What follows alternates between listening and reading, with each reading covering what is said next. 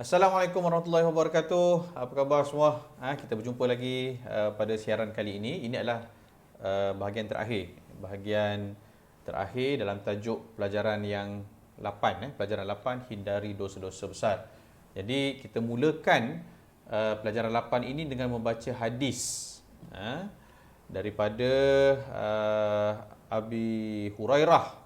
Rasulullah SAW bersabda, apa maksud dia? Jauhilah 7 perkara yang merosakkan. Sahabat bertanya, wahai Rasulullah, apakah perkara itu?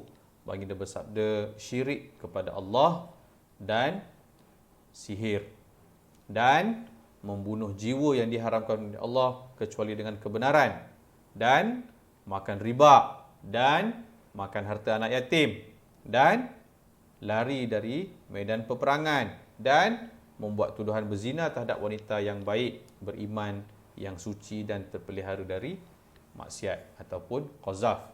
Jadi 7 perkara. Kita ulang balik. Yang pertama, syirik kepada Allah. Yang kedua, sihir, melakukan amalan sihir. Yang ketiga, membunuh. Yang keempat, makan riba. Yang kelima, makan harta anak yatim. Yang keenam, lari daripada medan perang. Dan yang ketujuh, menuduh perempuan yang beriman dan suci berzina. Ini lelaki dan juga perempuan lah, berzina ataupun qazaf istilah dia. Baik, kita dah bincangkan 7 perkara ini dan boleh rujuk video-video yang sebelum ini. Dan pada video kali ini kita nak membincangkan tentang apa yang kita boleh belajar daripada hadis ini. Hadis ni bagi pengajaran-pengajaran yang berikut. Yang pertama, kita hendaklah sentiasa memelihara diri kita daripada perbuatan syirik, kerana syirik boleh merosakkan akidah. Yang kedua, kita hendaklah menghindarkan diri daripada perbuatan membunuh, kerana membunuh melanggar hak asasi manusia. Perkara asasi yang perlu kita pelihara dipanggil sebagai maqasid asy-syariah. Maksud tujuan syariat salah satunya adalah memelihara nyawa. Nyawa ini tidak boleh dijadikan sebagai tukar beli, bunuh, menghapuskan nyawa orang. Itu adalah hak yang hanya dipunyai oleh Allah Subhanahu Wa Taala. Okey. Baik. Minta maaf. Yang ketiga, kita hendaklah bersikap amanah dalam mengurus harta anak yatim untuk memelihara hak orang lain. Baca. Kita bersikap amanah dalam mengurus harta anak yatim untuk memelihara hak orang lain. Okay. Ini menguruskan harta. Anak yatim dia ada harta dia. Jadi harta itu perlu diuruskan untuk dia.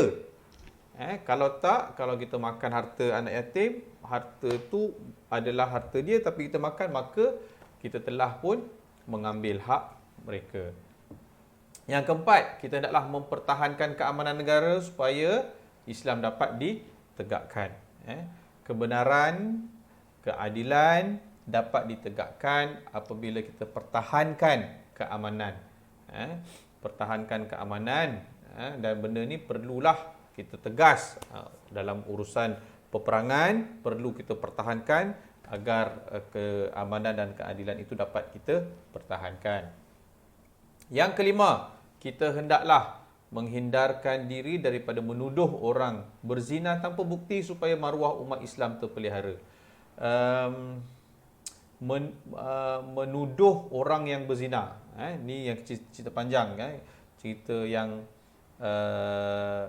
dihadapi sendiri oleh baginda Nabi Muhammad SAW, keluarga baginda Nabi sendiri, iaitu Sayyidatina Aisyah, apabila dituduh melakukan zina dengan sahabat namanya Safwan.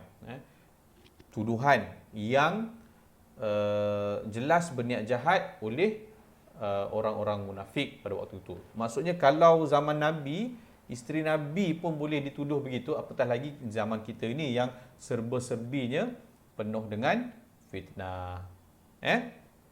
Jadi kita kena hindarkan diri kita, sebab maruah kita, maruah masyarakat, maruah umat Islam itu ada pada kebenaran.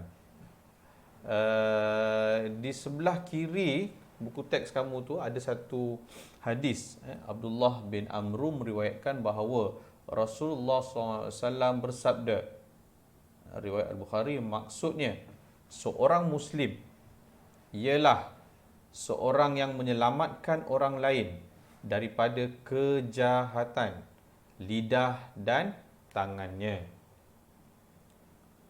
Dan orang yang berhijrah ialah orang yang meninggalkan segala larangan Allah Subhanahu Wa Taala. Kita baca sekali lagi. Seorang Muslim ialah seorang yang menyelamatkan orang lain daripada kejahatan lidah dan tangannya. Dan orang yang berhijrah ialah orang yang meninggalkan segala larangan Allah. Maksudnya kalau kita nak jadi baik, kamu nak panggil diri kamu seorang Muslim, pastikan kamu lakukan tugas amar ma'ruf nahi mungkar itu. Selamatkan Muslim yang lain. Selamatkan, kalau ayat ni bukan menyelamatkan Muslim yang lain tau, menyelamatkan orang lain. Menyelamatkan semua manusia yang kita kenal, yang kita tahu, ataupun kita tak tahu, daripada kejahatan lidah dan tangannya. Sebab tu kena buat dakwah, kerja-kerja dakwah agar kita tahu itulah definisi Muslim dalam hadis ni lah. Dan orang yang berhijrah ni orang yang nak buat kebaikan lah, nak meninggalkan kejahatan, nak go for the goodness, the kindness, bukan lagi perkara-perkara buruk yang pernah dilakukan. Dia kena hijrah daripada perkara buruk kepada perkara baik. Bagaimana kamu kata kamu hijrah itu? Kamu tinggalkan segala larangan Allah Subhanahu Wa Taala. Itu. Baik, itu adalah pengajaran yang baik daripada hadis baginda. Dan akhir sekali kita dah habis tentang tajuk ini. Bawah sekali dalam muka surat 60 itu ada aktiviti penilaian yang mana mungkin kamu boleh buat exercise ini sendiri secara kendiri dalam buku teks, dalam buku nota kamu. Contoh ayat dia, soalan dia. Baca hadis di hadapan guru. Tak payah. Ini kena kita jumpa nanti baru kita boleh buatlah. Ataupun kamu boleh baca sendiri depan ibu bapa kamu. Yang kedua, nyatakan maksud potongan hadis berikut. As-sab'a al-mubiqat. Sab'a apa tadi? 7. Mubiqat kejahatan, 7 kerosakan, 7 kejahatan. 7 kerosakan kan? Apa lagi? Qatlu an-nafsi allati haramallah. Semua ayat ini, potongan hadis ni kamu boleh rujuk balik dekat bahagian atas buku teks tadi untuk kamu dapatkan jawapannya lah. Senaraikan 7 dosa besar yang terkandung dalam hadis tersebut. Ini pun kita dah bincangkan panjang lebar dalam siri-siri sebelum ni. Dalam video ni pun kita ada ceritakan balik tadi 7 dosa besar tadi.